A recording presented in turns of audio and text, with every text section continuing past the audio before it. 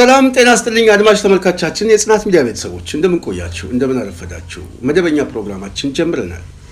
እንግዲህ ዛሬ ያው የገና በዓል እንደመሆኑ መጠን ለአድማጭ ተመልካቾቻችን አጠቃላይ ለጽናት ሚዲያ ቤተሰብ በሙሉ እንኳን ለጌታችን ለመድኃኒታችን ለኢየሱስ ክርስቶስ የልደት በዓል አደረሳችሁ እንላለን። ይሄንን ካለን ዛሬ መደበኛ ፕሮግራማችን ወደ አገር ቤት ይጓዛል። በዋናነት የተለያዩ ድሎች ተመዝግበዋል። ሰሞኑን በተለይ ከገና በዓል ጋር በተያያዘም በድሉ ዋዜማ ላይ ታላቅ ድል እየተመዘገበ ነው። በተለይ አማራ ፋኖ በጎጃም አካባቢ ቴዎድሮስ እንደዚሁም ሚኒሊክ በወሎ ከአፋድ ጋር በተለይ በጥምረት ያደረጉት ተጋድሎ በጣም ብዙ ቦታ ላይ ድሎች እየተመዘገቡ ነው። ከነዚህ ድሎች ውስጥ አንዱ በስናን አባጅሜ አካባቢ ጮቄ አካባቢ የተገኘውን ድል አስመልክቶ በአካባቢው እንግዳ ይዘናል። ከእንግዳችን ጋር በምናደርገው ቆይታ አብራችሁ እንድትከታተሉ እየጠየቅን ጽናት ሚዲያን ላይክ፣ ሼር፣ ሰብስክራይብ ማድረጋችሁ እንዳትረሱም በድጋሚ እንጠይቃለን።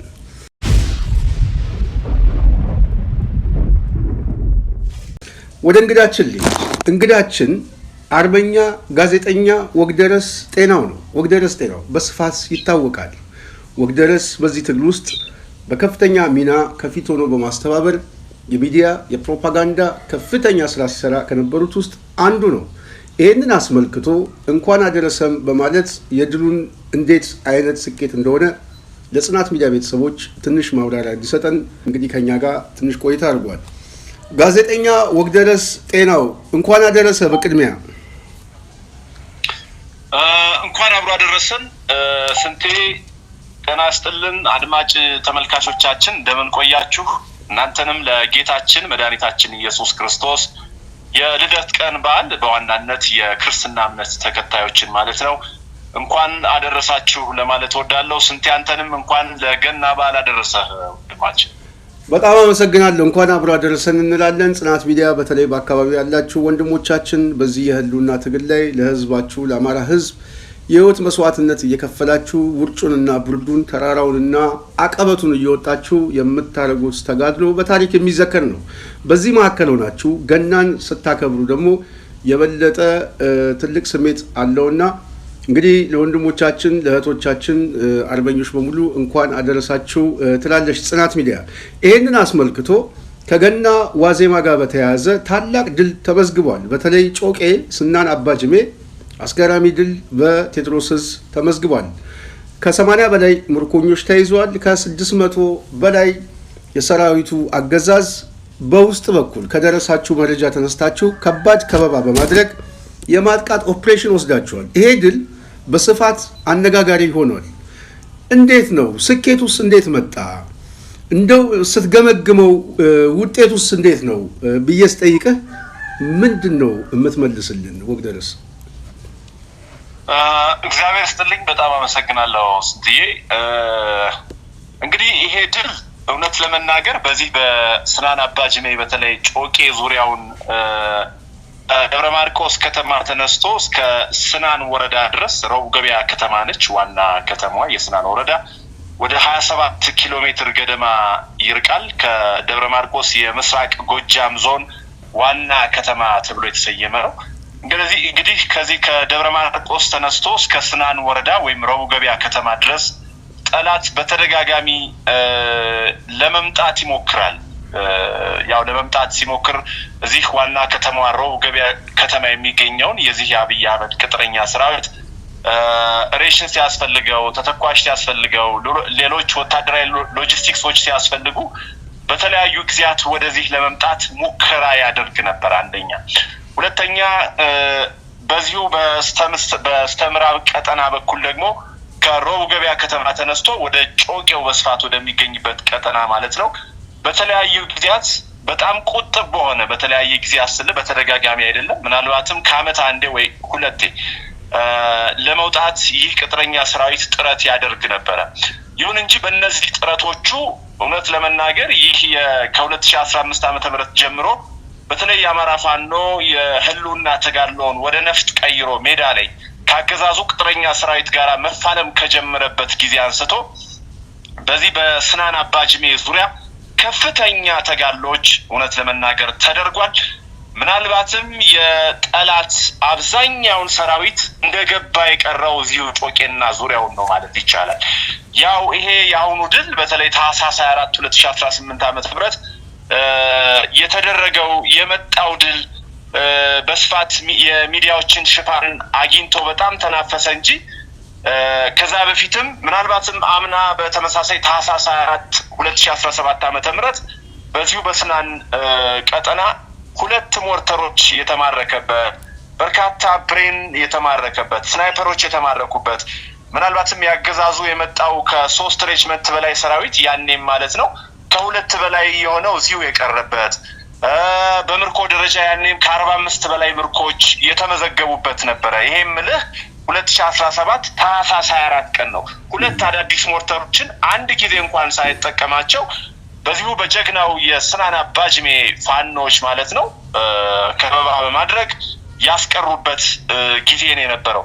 በተመሳሳይ በታህሳስ 24 2018 የተመዘገበው ድል ደግሞ እጅግ ለየት የሚያደርገው ስንቴ ምናልባትም የጠላትን በአዳራሽ በተደጋጋሚ ያስተውለ ይሆናል። አንተም እነዚህ የአብይ አህመድ ካድሬዎች የምስራቅ እዝ ዋና መሪ የሆነውን ጀነራል መሐመድ ተሰማን በመያዝ በስፋት ወደ አዳራሽ ትግሉን የለወጡበት ሁኔታ ነው የነበረው። እነዚህ ያኮረፉ በተለይ ደግሞ በባንዳነት ለነሱም የሚያገለግሉ አንዳንድ የአማራ ተወላጅ ነን የሚሉ አካላትን በመሰብሰብ ማህበረሰቡን አስገድደው በመሰብሰብ የሃይማኖት አባቶችን አስገድደው በመሰብሰብ ወጣቶችን ሌሎች ምሁራን ነን የሚሉትን ሁላ ካድሬዎቻቸውን ጭምር በአዳራሽ በመሰብሰብ በተለይ ትግሉን ከጥይት ከሜዳ ላይ ከምናደርገው ፍልሚያ ይልቅ ወደ የፕሮፓጋንዳ ስራ የጀመሩበት ጊዜ ነው የነበረው። ይሄ በጠላት በኩል ምናልባትም ፋኖ የተዳከመ ህዝባዊ ቅቡልነት ያጣ እንዲሁም ደግሞ እየተፋዘዘ የመጣ አብዛኛውን የፋኖ ሰራዊት ደግሞ ለአገዛዙ እጅ እየሰጠ ነው በሚል የዕለት ከዕለት የሐሰት ዘገባዎቻቸው የፋኖ ትግል ደብዘዝ ያለ ለማስመሰል በተለይ ደግሞ ስፔሲፊክሊ እዚህ ወደ ጎጃም ቀጠና ያለው የፋኖ እንቅስቃሴ የተዳከመ ለማስመሰል ጥረት ሲያደርጉ ያስተዋልንበት ጊዜ ነው የነበረው። በዚህ ወቅት እውነት ለመናገር ስንቴ እንኳንስ በጎጃም ቀጠና በጎንደር በወሎና በሸዋ ያሉ ወንድም ፋኖቻችንን ልቦና መልሶ የገነባ በጣም ሞራላቸውን የበለጠ ያነሳሳ በፊት ወደ ነበረው ሞቅታና ግለት መልሶ የከተተ የጠላትን ቅስም ደግሞ ያዳራሽ ቀረርቶና የሚዲያ ፉከራ መልሶ ያዳፈነ ውሃ የቸለሰበት ድል ነው በዚህ በስናን አባጅሜ የተመዘገበው። ስንቴ እንግዲህ በስናን አባጅሜ እንደሚታወቀው የ206ኛ ኮር የምዕራብ የዚህ አፋባህ ቴዎድሮስ ዕዝ ማለት ነው 24ኛ ክፍለ ጦር በዋናነት 3 ብርጌዶችን 3 ሻለቃዎችን ያካተተች ጦር ናት 24ኛ ክፍለ ጦር። ከነዚህ ጦር መካከል አንዷ ሻለቃ ስናን አባጅሜ ናት። የቦቅላና አባይ ጮቄ ብርጌድን በዋናነት አካታ የምትንቀሳቀስ ናት። ይቺ ጦር በ50 አለቃ ማክቤል በወታደራዊ አዛዥነት የምትመራ ናት። እንግዲህ ይሄ ጦር ከዚህ በፊት ቀደም ብዬ እንደነገርኩ በተደጋጋሚ ይሄ የፋኖ ጦር ማለት ነው በስናን አባጅሜ የሚገኘው ከሌላው በአካባቢው ከሚገኘው ተወራሪ የገበሬው ጦር ጋራ በመሆን እንዲሁም ከሌሎች ወንድሞቹ ጋራ ቀደም ብዬ ከነገርኩ ከ24ኛ ክፍለ ጦር አባላት ጋር በመሆን በከፊል ማለት ነው እንግዲህ ይሄንን ድል ያስመዘገቡት። በዚህ ድል ቀደም ብለን እንዳነሳው የተንቀሳቀሰው ሌሊት ነው። አስቀድመን መረጃው ነበረን እውነት ለመናገር ነገር ግን ከሌሊቱ 9 ሰዓት ከፍተኛ እንቅስቃሴ በማድረግ ከ3 ሬጅመንት በላይ ጦሩን ከስናን ወረዳ ዋና ከተማ ከሮቡ ገበያ ከተማ ተነስቶ ይሄ ወደ ላይ የወይበይን ቀበሌን በማካተት ቀጠናውን ማለት ነው ወደ ጮቄ ወደሚወስደው ቀጠና በስፋት ይሄ 3 ሬጅመንት አስፍቶ በመምጣት በ3 አቅጣጫ በመምጣት እንግዲህ በቀጠና የምትገኘዋን አንዷን ሻለቃ በነገራችን ላይ ያንዱ ሻለቃ አንዷ ሻምበል ነው ያለችው ሰንጥቅ ወይም ማዕበል ቁጥር 2 የምትባለዋ ነች በዚህ በኩል ያለችው ማለት ነው።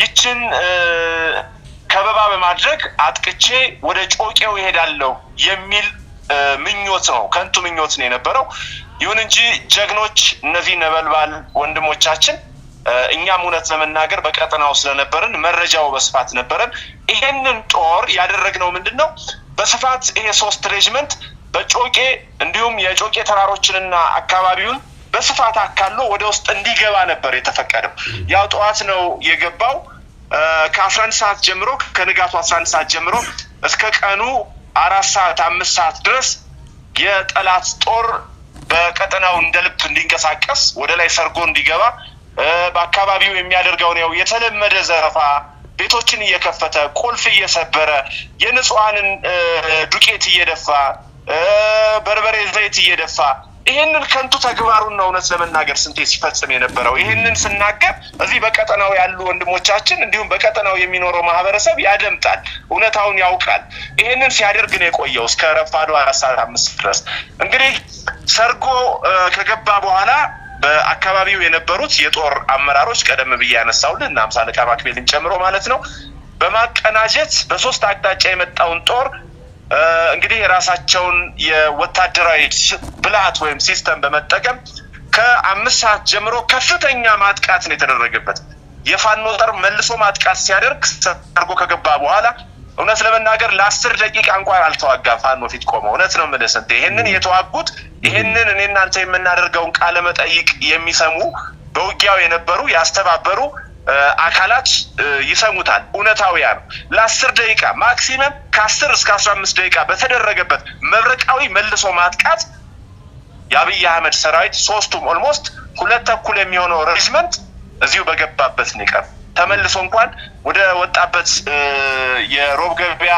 ወደ ዋና ከተማው ቀበሌ የመመለስ እድል አልነበረው እንዲያውም ሻምበል መሪዎች ሻለቃ መሪዎች መቶ መሪዎች አብዛኛውን የመጡበት መንገድ ጠፍቷቸው ከእንደገና ተቆርጠው ገሚስ ወደ ሌላ ገደል የገቡበት አጋጣሚ ሁሉ ነበር እዚሁ ጋር ያይዤ መጠይቅ ተመልሷል አብረ በተለይ አሁን ጎጃም ላይ ያው ከፍተኛ ፕሮፓጋንዳ አለ እነ መሐመድ ተሰማ አብዱ ሁሴን የተለያዩ ካድሬዎች እና ረጋ ከበደም የፕሮፓጋንዳ ስራ እየሰሩ ነው ከህዝብ ጋር የተወያዩ የተለያዩ መልእክቶችን እያስተላልፉ ነው በተለይ ፋኖ ተበትኗል አቀም የለው ምናምን ከማለትም በላይ በተለይ ቴድሮስ እዛ አካባቢ ያለውንም ሰብሳቢውን ጨምሮ ከዚህ በፊት ስልክ ደውለንለታል መሪው ፈሪ ነው ጥላውን አያምንም የሚል እና አብዱ ሁሴን በተወሰነ መልኩ የፕሮፓጋንዳ ብልጫ ለመውሰድና የሰራዊቱን ስነልቦና ለማጣጣል የሄዱበት እንቅስቃሴ በአደባባይ በተሰማ በጥቂት ጊዜ ውስጥ ነው ይሄ የስናን አባጅሜ ከባድ ኦፕሬሽን እና ከፍተኛ ኪሳራ ያስተናገደበት እና የሉም ሲባል አሉ ፈሪዎች ነው ሲባሉ ደግሞ 600 700 ሰራዊት በአንድ ኦፕሬሽን ቁስለኛ ሙትም ቁስለኛም እያረጉ ነው እና አጠቃላይ የትግሉ መንፈስ ሲሳለቁበት ያልታሰበ ጥቃትም እያደረሳቸውበት እንደሆነ ማሳያ አይደል ይሄ እንግዲህ የፋኖን የውጊያ ጥበብ ብልሃት ሰርጎ እንዲገባ በመፍቀድ መረጃውን ያወቅን መረጃ የሌለን በመምሰል ሌሎች ወታደራዊ ታክቲኮችን በመጠቀም የ24ኛ ክፍለ ጦር የዚህ የቴዎድሮስ አፋባዝ አመራሮች ከፍተኛ ገድል የፈጸሙበት ሁኔታ ነው ያለው እንግዲህ አብዛኛው ሰራዊት እንደምታውቀው የአብይ አህመድ ሰራዊት አቅም እንደሌለው እንደተሸነፈ እንደተመታ የምታውቀው በወታደራዊ አመራሮቻቸው ራሱን የቻለ አስክሬን ወይም ሬሳ የሚያገል በውጊያ ወቅት በሚካሄድበት ወቅት ሲሰዋ ያንን የተሰዋ አካል ወይም ዴድ ባዲ እያገለሉ ወደ መኪና የሚጭኑ የቆሰለውን እያነሱ ደግሞ ወደ ሕክምና የሚወስዱ የዚሁ ቲም አባላት ነበሩ ወደ ውጭ ወጡ እነዛ ሁሉ ለወሬ ነጋሪ ሳይቀር በመደምሰሳቸው ከጮቄ ከላይ ከገባበት ቀጠና ጀምሮ እስከ ወጣበት ሮብ ገበያ ጫፍ ድረስ የዚህ የወራሪው ሰራዊት አስክሬን የሞራ ቀለብ ሆኖ ነው የቀረው በኋላ ነው እንዲያውም የአማራ ህዝብ እያነሳ ያው እንደምታውቀው ደግ ነው ህዝቡ ሩሩ ነው አዝኖ ዝን እያወጣ አካባቢውን ነፃ በማድረግ ተሰባስቦ ጥሩምባ ነፍቶ ዳግም የቀበረው ከዚህ ባሻገር እንግዲህ እነዚህ ተንጠባጥበው የቀሩ በምርኮ እጃቸውን የሰጡት ከሰባ በላይ የሚሆኑ በማግስቱም 2-3 ቀን ሙሉ በየጫካው ተቆርጠው ቀርተው በየስንዴ ገለባው በየባቄላ እሸቱ ተቆርጠው ቀርተው በየማሳው ማለት ነው 2 3 4 5 እየሆኑ እየተንጠባጠቡ በማግስቱም የያዙትን መሳሪያ እየያዙ ለዚሁ ለስናን አባጅሜ ጀግኖች እጅ የሰጡበት ሁኔታ ነው ያለውና የተማረከውም ከ70 እስከ 90 አካባቢ የሆነበት ሁኔታ አለ ስንቴ በአጠቃላይ እዚህ ላይ ማንሳት የምፈልገው ስንቴ በጣም አጥሮት መስጠት የምፈልገው እንደምታውቀው በዚህ በጎጃም ቀጠና ይሄ የተመዘገበው ድል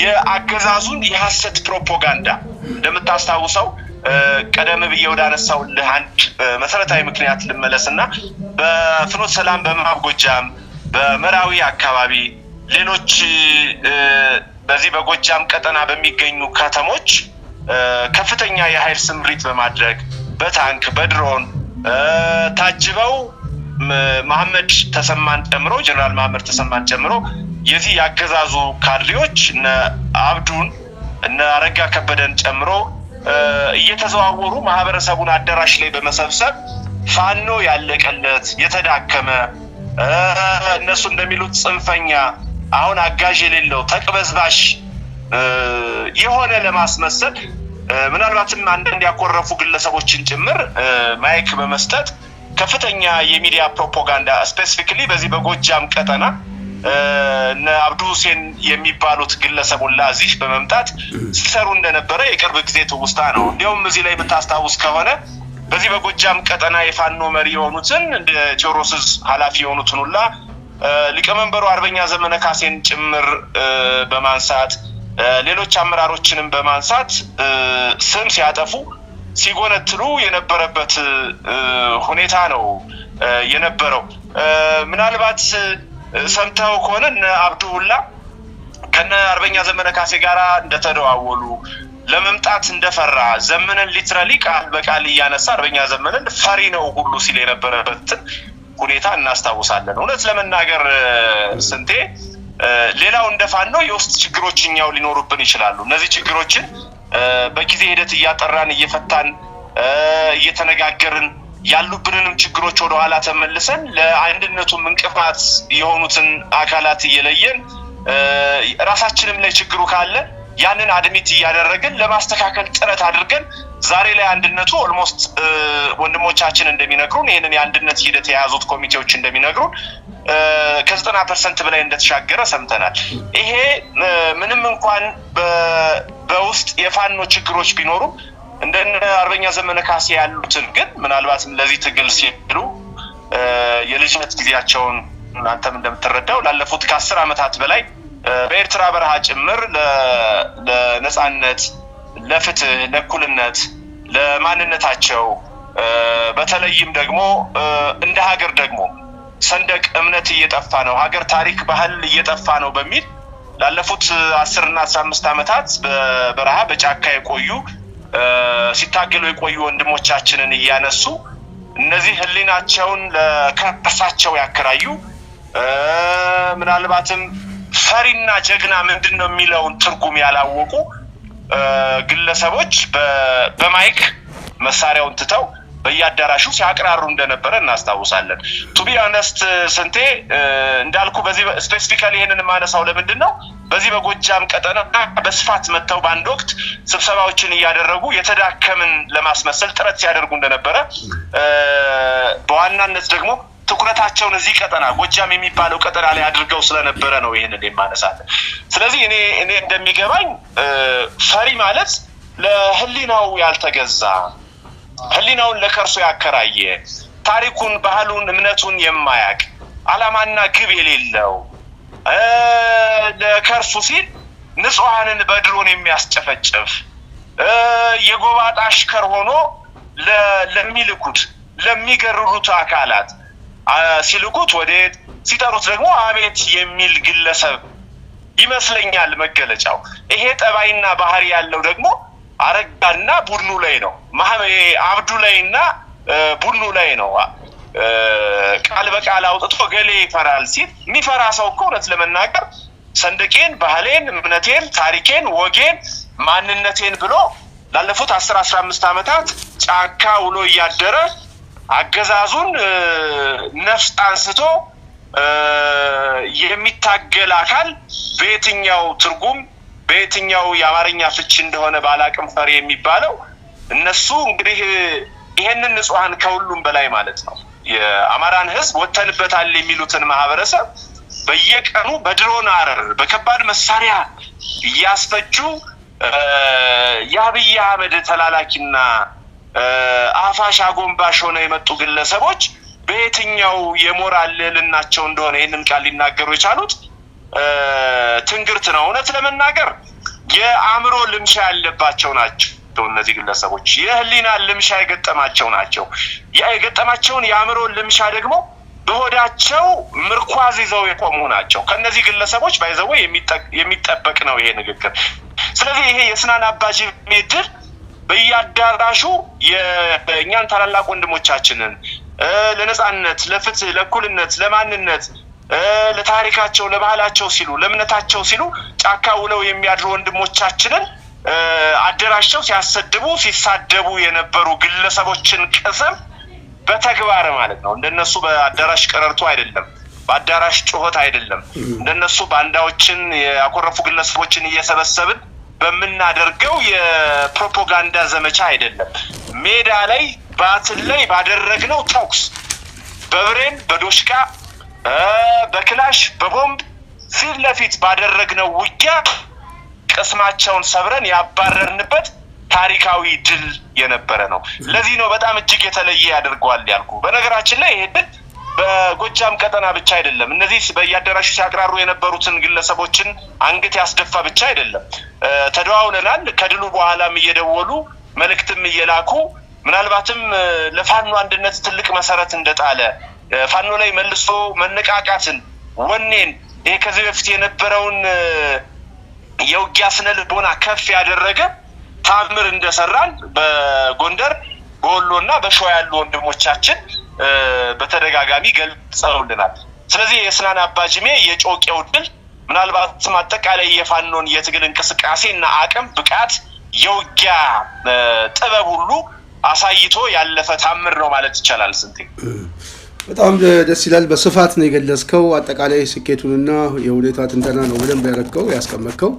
በተለይ ቅድም አንተ እንዳነሳኸው የአገዛዙ አሽከሮች በተለያዩ የአዳራሽ ስብሰባ ላይ በዋናነት መሰረት አድርገው ቴዎድሮስ አካባቢ ያለውን ሁኔታ ለመስበር የፕሮፓጋንዳ ስለሚያደርጉት ከህዝባዊ ስብሰባ ጋር በተያያዘ የሚያነሱት ነገር አለ። አንዳንድ ጊዜ ፋኖ የደከመ ሲመስላቸው 3 ሽፍታ ነው 10 ሽፍታ ነው ተደምስሷል አሁን ጫካ ነው ያለው ምናምን ብሎ አሳንሶ የመናገር አለ። ሲመቱ ደግሞ ምቱን ለውጪ ኃይሎች የመስጠት ነገር አለ። የህወሓት ኃይሎች ናቸው የውጪ ኃይሎች ባንዳዎች ባዳዎች ይላሉ። ምርኮኛ ደግሞ ሲያዝ ደግሞ በቪዲዮ ስታሳዩ ልብስ አልብሰው ነው ይላሉ። እና ሽንፈታቸውንም ምታቸውንም እየደባበቁ ለቅሷቸውን ግን ቤት ለቤት ያደረጉ ሀዘንተኞች ሆኗል የብልጽግና የፕሮፓጋንዳ ማዕከሎች።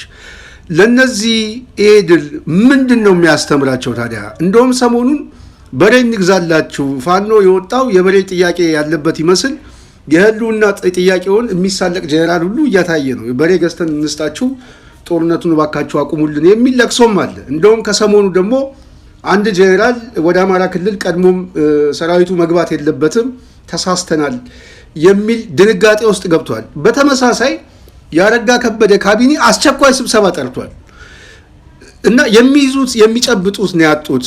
በአጠቃላይ አሁን ደግሞ በወሎም አካባቢ ያለ በጥብረት አንድ ኦፕሬሽን ተደርጎ በከለላ አካባቢ ላይ እንደዚህ በወግዲ በገነቴ መቅደላ ከባድ ጥቃት አድርሰዋል። እና ይሄ ባለበት ሁኔታ የብአዴን መዋቅርም ቢሆን የብልጽግና ኃይሎች ሁሉ ተተረማምሰው ነው ያሉት። ምንድን ነው ከዚህ ድል ጋር አብሮ የተያዘ ጉዳይ ነው?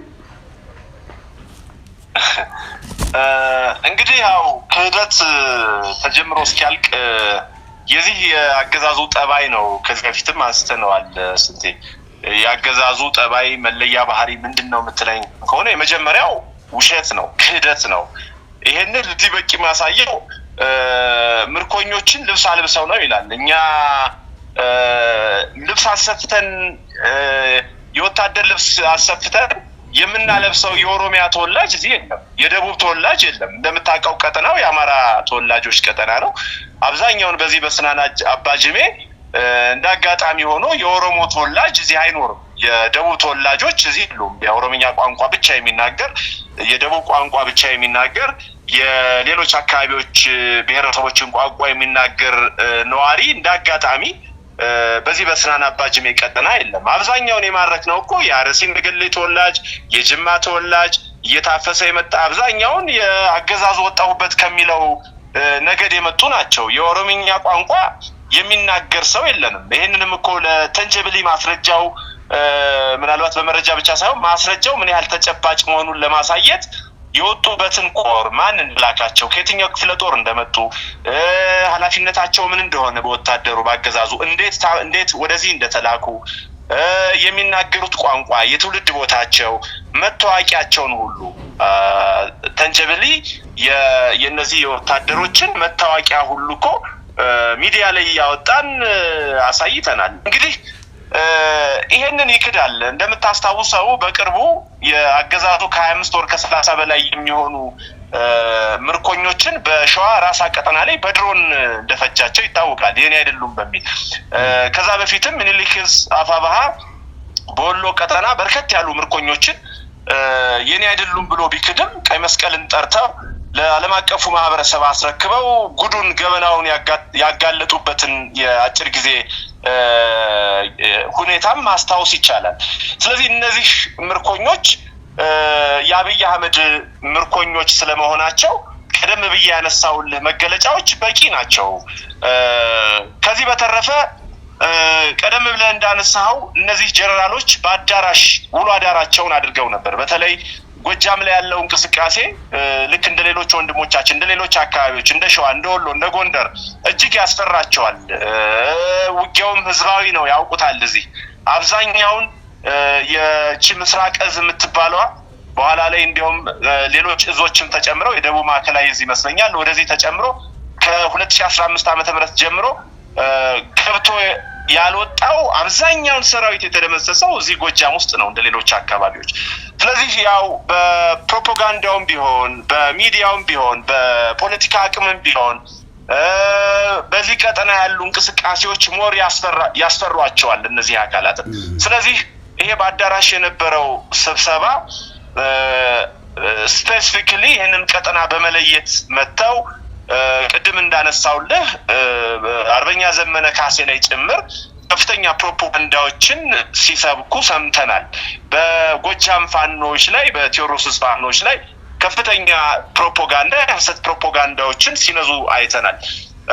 በአንጻሩ ደግሞ ቀደም ብለህ እንዳነሳው አንተ እኔ አንዳንዴ በነገራችን ላይ ስንቴ ምናልባት የተዋጊው ኃይል የአገዛዙ ቅጥረኛ ኃይል የአማራ ፋኖ ለምን እንደሚዋጋ በቅጡ የሚያቀም አይመስልኝም። አንዳንዱ ተዋጊ ኃይሉ ብቻ አይደለም በመቶ አለቃ በሻለቃ በ10 አለቃ እንዲሁም ደግሞ በጀነራል ደረጃ ያሉ በጀነራል ማዕረግ ደረጃ ያሉትም ሌተናል ኮሎኔል የሆኑት ሁላ እኛ ለምን ነፍጥ አንስተን ዛሬ ጫካ ውለን እንደምናድር ክሉ ያላቸው አይመስለኝም፣ መረዳቱ ያላቸው አይመስለኝም። እኔ ከጥቂቶቹ በስተቀር ፖለቲካውን ከአገዛዙ ጋር ሆነው ከንቱ ፖለቲካ ከንቱ ውዳሴ ከሚያወሩት ባሻገር የተቀሩት ግን የሚረዱት አይመስለኝም። ስለዚህ እኚህ ሰውዬ ጥሯቸው 100 ሺህ ብር እንስጣቸው በሬ የሚገዛላቸው ሲሉ በራሱ ፋኖ ውስጥ በፋኖ መዋቅር ውስጥ ያሉ ታጋዮችንም የሚያውቁም አይመስለኝም። እውነት ለመናገር ግልጽ እንዲሆንላቸው በዚህ በፋኖ መዋቅር ወይም ስብስብ ውስጥ ዶክተሮች አሉ፣ ኢንጂነሮች አሉ፣ ጋዜጠኞች አሉ፣ ሐኪሞች አሉ፣ በጣም ምሁራን አሉ፣ ዩኒቨርሲቲ መምህራኖች አሉ፣ በፕሮፌሰር ደረጃ ያሉ ከፕሮፌሰር ደረጃ ጀምሮ እስከታች ድረስ ማዕረግ ያላቸው ምሁራን የተሰባሰቡበት እኮ ትግል ነው። ነፍጥ አንስተው ቅንድብ እየላጩ ቅንድብ እየለዩ እየተኮሱ የሚመጡ ተዋጊ ፋኖች ተዋጊ ተኳሾች ብቻ እኮ አይደለም ያሉት፣ ምሁራን አሉ። ፖለቲካን መተንተን የሚችሉ መረዳት የሚችሉ አስቀድመው መተንበይ የሚችሉ በጣም ስመጥር የሆኑ ዝነኞች የሆኑ በሰብአዊ መብት ተሟጋችነት በፖለቲከኛነት ዓለም የሚያውቃቸው ታላላቅ መሪዎች ሁሉ ያሉበት እኮ ነው ይሄ ፋኖ ትግል እና እነዚህ ሁላ በሬ ፈልገን ነው ማለት ነው። ሊትራሊ እኔ ራሴን ብመለከት እኮ ከአዲስ አበባ ከተማ ተነስቼ የመጣሁት እዚህ አሁን ይሄ ጀነራሉ እንደሚለው በሬና 100 ሺህ ብር ፍለጋ እኮ አይደለም። ይሄንን ነው አየህ የማይረዱት። እኛ እዚህ የመጣ ነው በተደጋጋሚ ከአንድም 2-3 ጊዜ አስረግጠን የተናገርነው በአብይ አህመድ ባገዛዙ ስቴት ስፖንሰርድ የሆነ የህልውና አደጋ፣ የዘር መጥፋት አደጋ፣ የጄኖሳይድ አደጋ እንዲሁም የኤትኒክ ክሊንሲንግ አደጋ ብቻ አይደለም በተግባር የተገለጠ የታየ በወለጋ፣ በመተከል፣ በሻሸመኔ በሁሉም የሀገሪቱ ክፍሎች እየተፈጸመብን ስላለ ይሄንን የዘር መጥፋት አደጋ ለመመከት ማንነታችንን ለማቆየት እምነታችንን ለማቆየት ነው ጫካ የገባ ነው እንጂ የጥቅም የገንዘብ የበሬ የእርሻ ቦታ ፍለጋ አይደለም ብለን ከአንድም 2-3-4 ጊዜ በተደጋጋሚ ነግረናቸው ነበረ። ይሄንን መቀበል አይፈልጉም። አንዳንዶቹ አያውቁትም፣ ቢያውቁትም ደግሞ መቀበልም አይፈልጉም። ስለዚህ የጥቅም ጥያቄ ብቻ ለማስመሰል እኛ አርቦን እኮ አይደለም ቸግሮን አይደለም እኮ ወደ ጫካ የተሻለ እጅግ የተሻለ ህይወት የምንኖር ሰዎች ነበረን። እዚሁ ጋር አያይዘ መልስልኝ ወግዬ። ምናልባት ቅድም ቆንጆ ነጥብ አንስተዋል። አላማችን አያውቁትም የመረዳት ችግር አለባቸው ስላልክ ምናልባት የሚሞቱበት ኮዝ አሁን ብዙ ጊዜ እነሱ ሲናገሩ የምሰማቸው አንደኛ በምርጫ የተመረጠ መንግስት ስላለ ነው ይላሉ። በሌላ በኩል ደግሞ አላማችን አገር እንዳትፈርስ ነው ይላሉ። አብይ አህመድ ደግሞ ትጸድቃላችሁ፣ መንግስተ ሰማያት ትወርሳላችሁ፣ ሂዱና ሙቱ ነው የሚላቸው እና የጽድቅም ያደርጉታል። የምርጫ መንግስት ሌጂስሜሲ ያለው መንግስት እንዳይፈርስ ነው ይላሉ። የሀገሪቱን ሉዓላዊነት እንዳይፈርስ ነው እያሉ ነው ምክንያት የሚሰጡት። ፋኖ ግን ተጨባጭ የሆነ ታንጀብል የሆኑ የዓላማ ትንተናዎች አሉት። የህልውና አደጋ አለብን። ቅድማውን ደግሞ አንተ ቆንጆ አድርጌ የጠቀስከው ከአዲስ አበባ እኔ የመጣሁት በሬ ፍለጋና 100 ሺህ ብር ፍለጋ አይደለም ብለህ አስረግጠህ ተናግረዋል። በሬ እንግዛላችሁ የሚሉት ጀነራልና ሌሎቹም እንደዚሁ ከምርጫ ጋር የሚያያይዙት ግን ዓላማው ስለጠፋባቸው መደናገር ውስጥ ስለገቡ በእነሱ ቁመናና በእነሱ ሆዳቸው እየለኩ ፋኖም እንደዛ ነው የወጣው ብለው ስለሚያስቡ ነው። እስቲ እንደው አንተ አብረህ አያይዘህ እስቲ አስበው።